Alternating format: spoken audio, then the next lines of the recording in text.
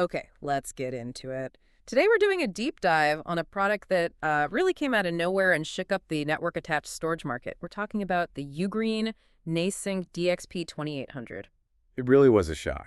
I mean, Huh. UGREEN, right, a company for, like, good cables, solid chargers, and then they just walk into the NAS space and completely shadow the price model. They really did. And the buzz is all about the hardware. This isn't just a budget box. They've packed in an Intel N100 processor, which just, well, it crushes the old Celeron chips competitors are still selling at this price. Oh, absolutely. It's a generational leap, and it's not Yeah. just the CPU. Yeah. You're also getting DDR5 RAM, which is so much faster, Yeah.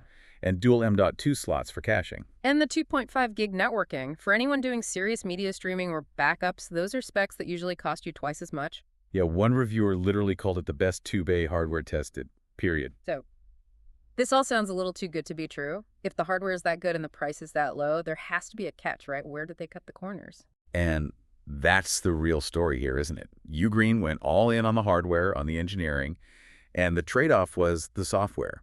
Their OS, it's called UGOS Pro, is, let's just say it's playing catch-up. A calculated risk, maybe, because it launched without some things I'd consider, well, non-negotiable. No ransomware protection, no two-factor authentication, no encrypted volumes at the start. Exactly. And the App Store was tiny, like Yeah. maybe 20 apps total.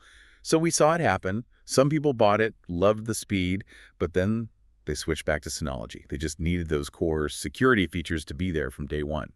You're trusting it with your data, after all. That's fair. But we have to give them credit. They are moving fast. The updates are coming through. They're already shipping Docker support and even virtual machines, which is happening way faster than anyone thought. And that Docker support is key. It lets you run almost anything you want in a secure little container.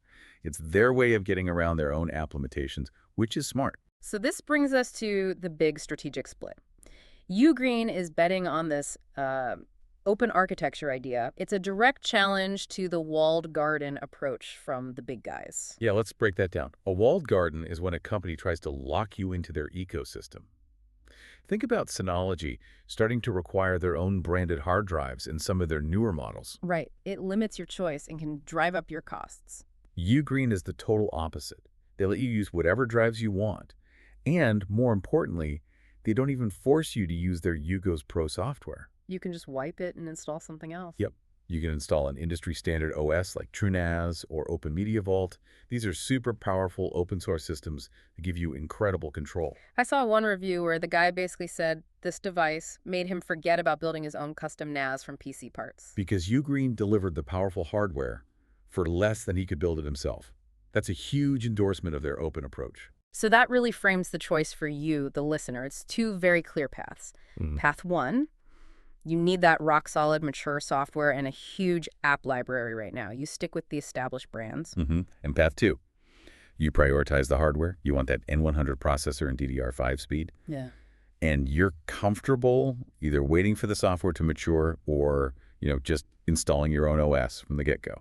Then the DXP2800 is just incredible value. So to wrap this up, UGREEN didn't invent the NAS. They just engineered, well, common sense into the pricing and the parts they chose. They did. And they forced the entire industry to look at their own products and ask why they're still charging so much for older tech. This whole thing forces you to ask a fundamental question. Are you paying for brand and software polish, or are you paying for raw capability? And what do you actually need?